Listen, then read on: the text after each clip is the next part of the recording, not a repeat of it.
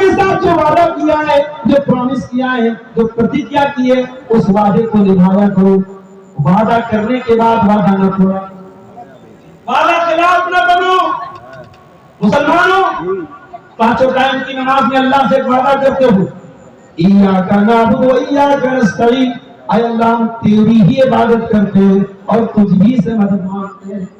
نماز میں اتنا بڑا وعدہ کرنے کے بعد اگر گلے میں تعویذ پہنتے ہو اور ہاتھ میں دھاگا باندھتے ہو اور یہ عقیدہ رکھتے ہو کہ دھاگا باندھنے سے بیماری چلی جائے گی، تعویذ پہننے سے بجلی بن جائے گی، اور کار سے جا رہے ہو بلی نے راستہ کاٹ دیا، اور یہ عقیدہ رکھتے ہو کہ بلی کے راستہ کاٹنے سے ہمارے اوپر مصیبت آ جائے گی، تو یاد رکھو تم نے اللہ سے وعدہ کر کے وعدہ خلافی کی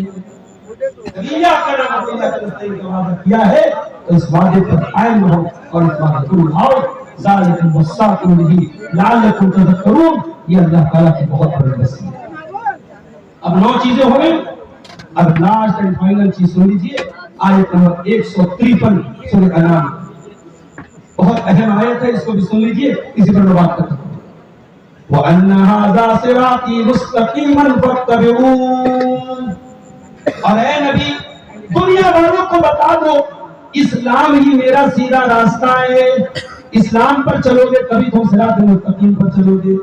اے ایمان والو، اے دنیا والو، اسی راستے پر تم کو چلنا ہے، اسی ہائی وے پر تم کو چلنا ہے، اسی راستے پر تم کو چلنا ہے. وَلَا تَتَّبِعُوا السُّبُلَ، دوسرے راستوں پر نہیں چلنا. وَتَفَرَّقَ بِكُمْ عَنْ سَبِيلِهِ، ورنہ دوسرے راستے تم کو اللہ کی راستے بھٹکا دے. اللہ کی راستے، اور وہی راستہ نبی کا راستہ ہے، اور وہی راستہ صحابہ کا.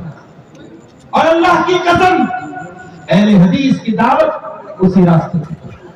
ہم نے کبھی نہیں کہا ہمارے علماء جو کہتے ہیں وہ آسمان، ہم نے کبھی نہیں کہا ہمارے ائمہ کی طرف آؤ، ہمارے علماء کی طرف آؤ. ہم نے جب بھی دعوت دی ہے قرآن حدیث کی دعوت، اور یہ ہمارے اسٹیج سے اس کی مثال قائم ہوئی ہے.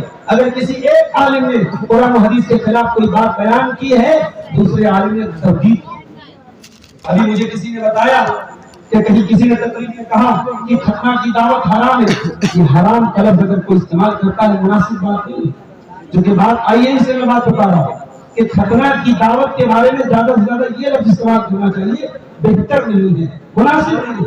کیونکہ اللہ کے نبی سے کوئی صحیح حدیث میں ثبوت نہیں ملتا.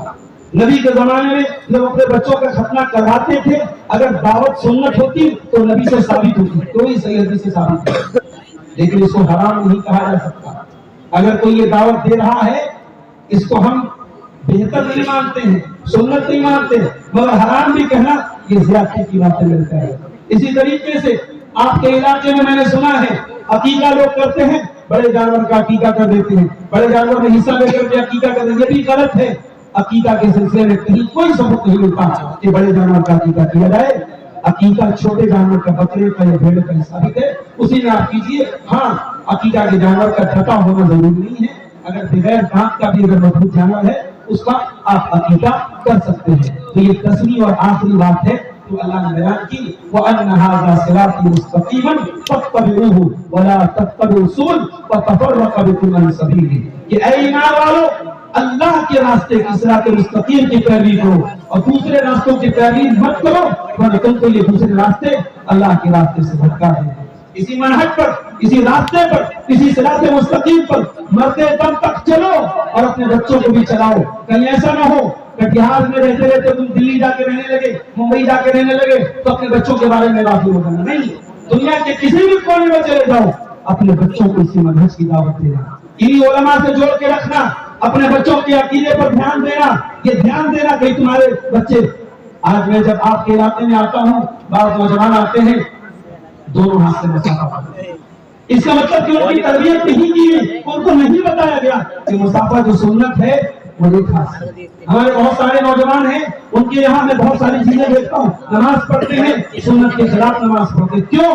ماں باپ نے کبھی سکھایا نہیں. باپ دلی میں رہتا ہے، ماں کو اتنی تمیز نہیں ہے. باپ بمبئی میں رہتا ہے، ماں کو اتنی تمیز نہیں ہے. میرے بھائیوں، اپنے بچوں کے بارے میں، اپنی اولاد کے بارے میں ہمیں ہوشیار ہونے کی ضرورت ہے. اور اخیر میں یہ ایک دو سوال ہے، اس کا جواب دیتا ہوں. سوال ادھر بھی ہے ایک دو، اور ایک صاحب نے 3000 کیا دیا ہے مرحوم ابا کے لیے دعا کی درخواست کی۔ سوال نہیں ہے، میں پڑھ دیتا ہوں جلدی جلدی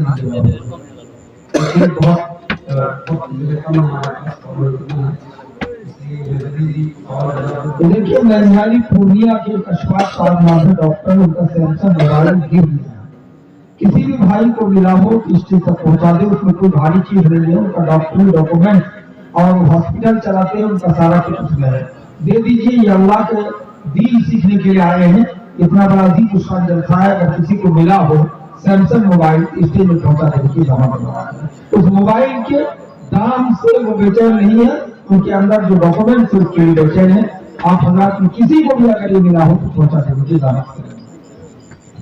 دیکھیے بھائی موبائل سے زیادہ کبھی کبھی اس کے اندر جو ڈاکومنٹس ہوتے ہیں ان کی قیمت وہ بھاری چیزیں بھی موبائل لیا ہے، موبائل کسی نہ کسی کو بیچے گا سستے دام میں ملتی ہے، اس سے بہتر ہے اللہ کا خوف ہے جہاں کے موبائل دیتے اس کو انشاءاللہ کچھ انعام کے طور پر رقم مل جائے گی، موبائل رکھ سکتا ہوں۔ یہ کسی بھائی نے اپنے مرحوم باپ کی طرف سے روپے دیے ہیں، اللہ کے چرن کو قبول فرمائے، اور سوالات پوچھ رہے ہیں ان کا جواب کی بات کرتا ہوں۔ کیا جنڈوتسو کے دن سنسکرت کارکرم میں ڈی جے بجا کر مسلم بچیوں کو نچانا صحیح ہے؟ میں سمجھتا ہوں کہ اس میں سے جتنی باتیں ڈی جے بجانا اور مسلم بچیوں کو نچوانا یہ تمام چیزیں بالکل سیریس ہے۔ مولانا جگجیت صاحب آ گئے ہیں، سب چینل کھول دی، سارے لوگوں کو معلوم ہے کہ تمام چیزیں حرام ہیں، بلکہ میں ایک بات یہ کہتا ہوں کہ آج کل ہمارے مدرسوں میں بھی کہیں کہ ایکشن کے نام سے جوان لڑکیوں سے لوگ ایکشن کر رہے ہیں، یہ بھی غلط ہے، اس پر بھی ہمیں ایکشن لانا چاہیے۔ ڈانس کا نام آپ ایکشن کر دیں مسلم ہے۔ ایک اہم سوال، غیر مسلم لوگ پیسہ مسجد میں لگا سکتے ہیں؟